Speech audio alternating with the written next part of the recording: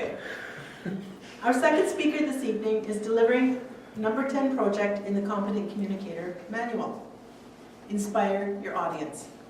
His objectives are to, 1, inspire the audience by appealing to noble motives and challenging the audience to achieve a higher level of beliefs or achievement. To appeal to the audience's needs and emotions using stories, anecdotes, and quotes to add drama. And to avoid using notes. This will be a little longer speech than usual and will be 18 to 20 minutes. So Nick, 18 is the green light, 19 minutes is the yellow, and 20 minutes is the red. Our speaker asks, what could you achieve if there was nothing stopping you from achieving? Please join me in welcoming Rae Stonehouse, Distinguished Toastmaster with Attitude Equals Altitude. Rae Stonehouse, Attitude Equals Altitude.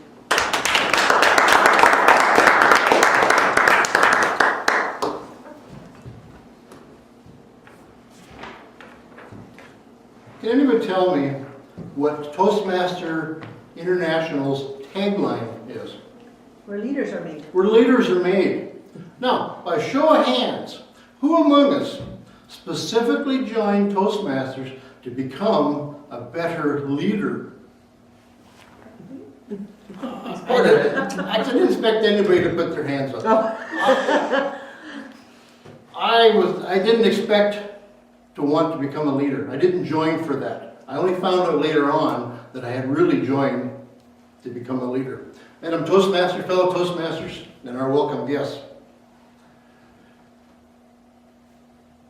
What's next? We'll edit that part out. Throughout my adult life, I've been involved with leadership positions. I believe in the power of being a volunteer. And I've always volunteered for many different organizations. And I found that one of my other beliefs was that if an organization was worthwhile being involved with, it was also worthwhile taking a leadership position in. And I found in the early years that it was relatively easy getting or achieving a leadership position. And I think the reason why was a lot of people don't want to become a leader because there are some problems with becoming a leader. There's a lot of work involved with it. It takes up your free time. And a lot of people don't want to do that. They don't want to give. They want to focus on themselves. So maybe that's why it was so easy for me to take on these leadership positions. And I'm a person that if I say I'll take something on, I will focus on it and I will do my best on that particular job. But inevitably, the more that I was in the leadership position, and if I started to climb within the organization, I found that if you are a leader, there's also a need to be a communicator. Now, it might be easy enough to speak at a table, around with a few people there, maybe in a boardroom, but getting up and speaking in front of a group of people, like I'm doing right now, absolutely terrified me at that time. So it prevented me from taking on more challenging leadership positions. I kind of plateaued out. I couldn't go any further. I was back in about 1994, I was in an organization for a couple of years here in Kelowna. And the same thing happened. I had risen up several different levels in the organization, leadership positions, and I had gotten to a position that was a provincial position representing the Kelowna organization. And I kind of plateaued out again because my fear of public speaking. Well, a fellow member of that organization told me about Toastmasters. I hadn't heard about it before. Brought me out to a meeting, and I went to my first meeting, and I was really, I guess, fascinated and enthralled by it, and decided I'm going to do this. I started attending meetings over on the west side, and I did that for 5 years. In the first year, I really focused on the speaking side of things. No, I've talked about it here in the club. I say I focused on the speaking side of things. I took on all these different meeting roles. I even chaired a meeting before I finally had the nerve, after 10 months, to get up and deliver my icebreaker speech. It was 10 months before I delivered my icebreaker speech. So I was focusing on speaking. I wanted to be perfect before I stood up here and spoke. It took a while to get me to that point. And then I found that after a while, it was becoming more challenging because I wasn't growing. The more I spoke within that club, people already knew how I was going to speak. So they had an evaluation in their mind before I even stood up. And I kind of plateaued out. That's when I found out about the leadership positions or the leadership structure that we have within our Toastmasters organization. Every club, and our club's no exception, has at least 7 club officer positions. You take them on and you challenge yourself and you develop your leadership skills. And in the beginning I was reluctant. I took on some of the easier roles because I thought the other ones were a little bit too difficult. I wasn't all that self-confident at the time, but I took on these roles. I took on the VP of membership. The idea was you're the person, you're welcoming people. I wasn't very good at it. I sucked at it. I'd take it on for a second year just so that I could practice it and improve upon it. I still sucked at it. Like I said, I didn't very well because I wasn't comfortable. I wasn't comfortable with the public speaking, and I was also shy. So as a shy Toastmaster member, welcoming people to the group of new members, I wasn't as effective as I could have been. But I persisted, and I took on, for the last 23 years, I've been in multiple leadership roles within Toastmaster organization every year except that very first year. So I took on roles that are a little more challenging. Well, I recall one year I was asked to go to the area speech contest, and I was asked to go up on a stage. It was a stage probably about this high off the ground. It was a big church-like setting, an auditorium, and my role was to introduce the area governor who would be chairing that particular speech contest. My legs were just shaking. I was absolutely terrified, scared stiff of doing this. But I got through it. I survived. The next year, you know what happened? I was the area governor. And I had to be up on the stage and have some other person shaking in their boots introducing me. I learned from that situation that fear is, we hear it so many times, false expectations appearing real. We're more afraid of being afraid than we are of actual purposeful fear. It's artificial. I learned that my fear of stage fright, getting up and speaking, was artificial. A few years after that, after I'd taken on the area governor role, one of my fellow club members of Flying Solo, she was asked if she would be interested in serving in the District 21 leadership team, coming in as the second position, as it's called the Leggett, Lieutenant Governor Education and Training. The first role you take on is Lieutenant Governor of Marketing, and your job was to help build clubs within the district, which was the entire province of British Columbia at the time. She was asked to come in the second role, Lieutenant Governor of Education and Training. Can you imagine what they do? They look after the education program we're participating in right now, but on a bigger scale for everybody, all the members within the province. She wasn't interested because she had already taken on another leadership role within her job. And she thought it would be too onerous to take on these two roles. So she says, well, Rae, why don't you run forward? And I'm automatically, oh no, I don't want to do that.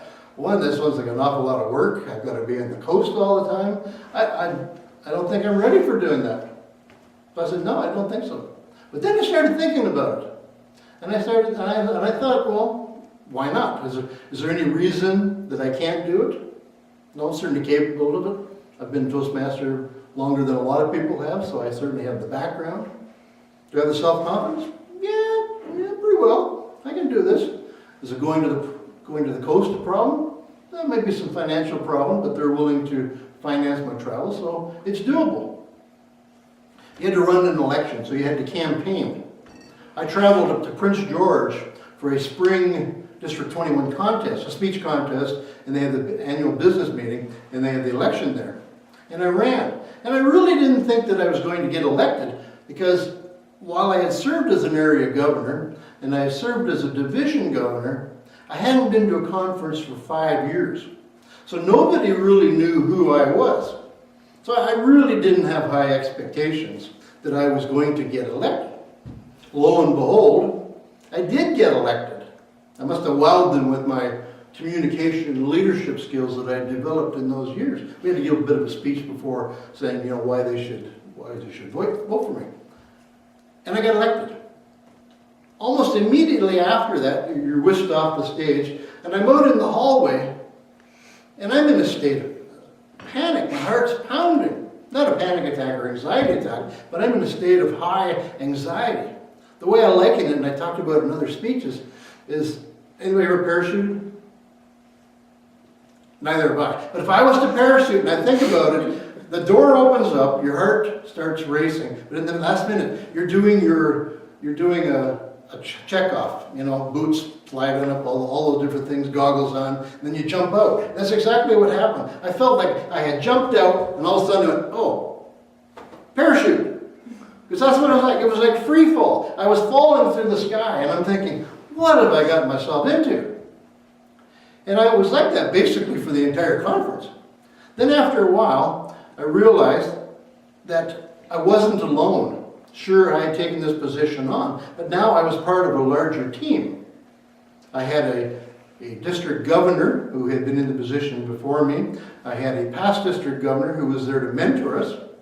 And there was a regional director who was there also to support and mentor all three of us. If you take on a leadership role within Toastmasters, doesn't matter what the role is, twice a year you will be provided with training and education. And that was the way it was when I took on this leadership role. I was trained on how to do the different aspects of my duty. In that year, I had a lot of experiences that I would not have gotten if I had stayed within, I call it my own little sandbox. Sometimes you got to get a bigger sandbox.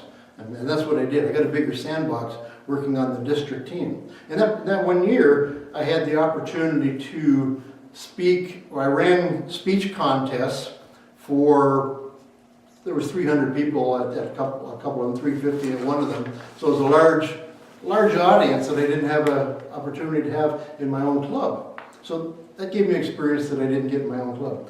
I also had the opportunity to deliver several training sessions to different officers, area governors, division governors, and some club officers. So I had several opportunities to speak for a couple hour, 2 hour sessions on particular topics. And that certainly added to my repertoire of skills that I would have. Now the Leggett position, Lieutenant Governor Education and Training, one of the kind of behind the scenes goal is that you are being groomed to take on the next position, the next higher position, which is the district governor. So that's what I did for the year. I followed, I learned, I watched so that I would be ready for when that time came. Our Toastmaster year goes from July 1st till June 30th. So when June 30th was approaching, I was getting ready to, hit that floor running, so I would be ready to take over charge for District 21. That was, at the time, the entire province of BC. I was ready to hit that floor running on July 1st. But what really happens is, when May comes around, before that, you're already in position. Basically, you're setting up your own government. You're in position. You're developing a team. So I became as a district governor. I still had to be voted in, but it was a shoo-in, I guess, because I got in somehow. I was prepared for it, but I became the leader of 10 division governors, 52 area governors, and a leadership team, 7 club officers, of some 1,950 club officers. So I was in charge of an organization of volunteers of 2,000 people. Now what we practice in Toastmasters is called servant leadership. We lead because our fellow members, they allow us to lead. We don't have authority, we don't have formalized position, we don't get wages for the leadership time we put in. It's all volunteer. So I was in charge of an organization of some 2,000 leaders. And in many ways, the challenge for me was to be very much a cheerleader. Because we had tasks. While we have the club here, we have a distinguished club program we have to follow. At the district level, you also have a district club or district success plan. So we had criteria. We had to build so many clubs. We had to get so many members. And we also had to get educational achievements. But one of the tasks that you had to do when you're getting ready to become the district governor was you had to develop a theme for your year. You had to develop an idea that I want to say the troops, but really all the Toastmaster members could rally behind and get excited for that year while your team, your leadership team, was in office. And it was drawing pretty close. We had a conference in May, and I was expected to get up and speak to about 250 people. I had 10 minutes on the agenda, and I had to share with them what my vision for my upcoming year as the district governor was going to be. So I had to share with them all the details of the fun things we're going to be doing and the excitement, and try to rally them behind so that they would try to have the best year that they could. And I was getting right down to the wire. I did not have any ideas at all. Anybody believe in the law of attraction? You understand the law of attraction? The universe talks to you. The universe, you should listen sometimes. Well, I went to bed, and I did not have an idea what I was going to do for a theme. But I woke up the next morning, and the first 3 words that came into my mind, just when I woke up, was attitude equals altitude. Now, where the heck did that come from? That was the universe putting thoughts into my head while I was sleeping. Attitude equals altitude. So I went and I Mr. Googled it, and I really couldn't find anything about it. I really had to dig down several pages. I would have thought some motivational speaker somewhere along the line would have used that tagline, but I really never did find anything. What I did find out was that it's very much an aeronautical term. Are there any pilots here? Nick, are you a pilot? No, my dad is. Okay, I thought you were a pilot. Anyways, something to do with your attitude is the way your plane sits. It's like on an angle. So if your attitude is down, you go down. Your attitude is up, you go up. So your attitude equals your altitude. If you're going up, you're going to continue to climb. So it's an aeronautical term. But I was not able to apply it. And I had to develop a speech around it, a presentation. And as I said, I'm a believer in the law of attraction and the universe speaking to me. Well, speaking to all of us, actually. You have to listen. I'm fond of a quote that Henry Ford, he was the American industrialist that really automated the automobile manufacturing process. And he said, whether you think you can or whether you think you can't, you're right. And I thought about that, and I thought, well, that really ties into attitude equals altitude. I can have a good year, I can do the best that I can, and we can have a good year, rallying behind that and sharing the philosophy of attitude equals altitude. And I've continued on with that. It was only for that 1 year. We had a very good year. I carried on with that idea, and at the end of my term as district governor, I look back at the 2 years. I still had 1 year to serve as the past district governor, but when I look back at the 2 years that I'd already served, the thought that came to me was, well, if I can do this job, what else am I capable of doing? And that was really very much a foreign thought to me, because I never used to think in those terms.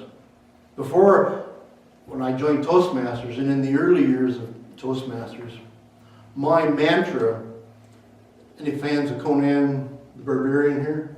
Have you ever heard Conan the Barbarian? Mm-hmm. Not Conan on TV show, Conan the Warrior. His mantra was, that what doesn't kill you makes you stronger.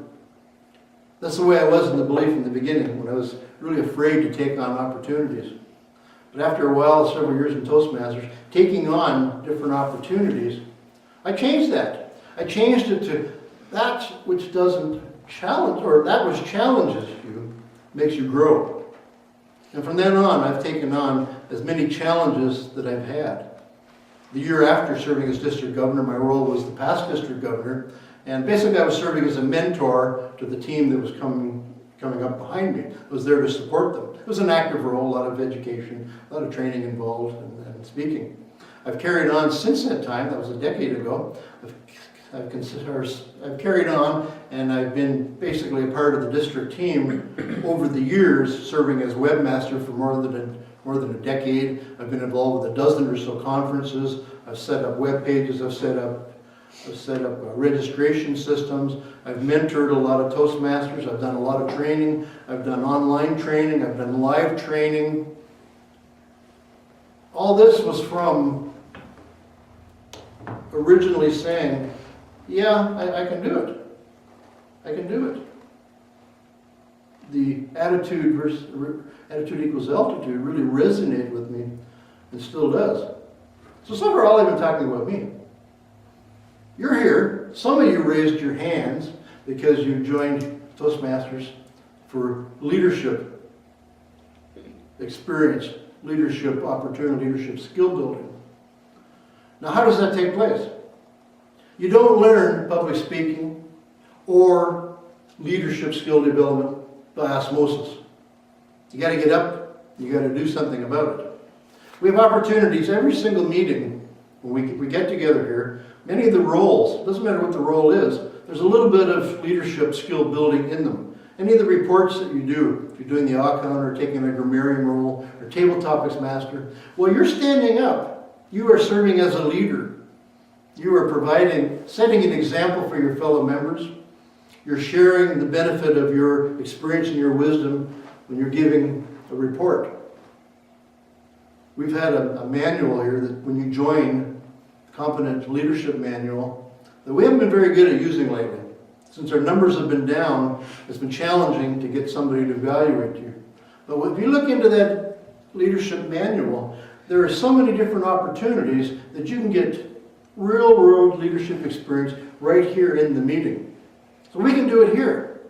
Then if you want to go further on, right now when you first join, in the first year or so, you're probably thinking about, okay, it's all about speaking, it's all about me, is what I want to learn. One of the biggest lessons that I learned, and I didn't learn it in the first 2 years, was that Toastmasters isn't about me. My growth rate went straight up in the air rapidly when I learned that the principle of servant leadership. By helping somebody else, by mentoring somebody, by helping somebody else grow, I became a better leader, but I also became a stronger communicator, and I became a stronger leader myself. It was a win-win for everybody. That's what I would challenge you to do. We have 7 club officer positions in this club. We only have a few of them filled right now because we're in a rebuilding stage. I really want to see a full slate next year where we have a full 7 club officers. And it might be a little scary in the beginning where you think, well, I can't take on a club officer role. It's too busy, too much. But the same as I said when I got pushed out of that airplane and a parachute, there was a team there to help me. In our club, we have people here also willing to help you. So you're never alone. The training is there twice a year to help you take on that role. Is anybody interested in being a leader? So, what does attitude equal? Altitude. Altitude. And help pass that or cement that idea in your mind. I come bearing gifts. You just want to pass one down, take one. Just in case you forget, just pass one, take one down. So, in conclusion, attitude equals altitude. Madam Toastmaster.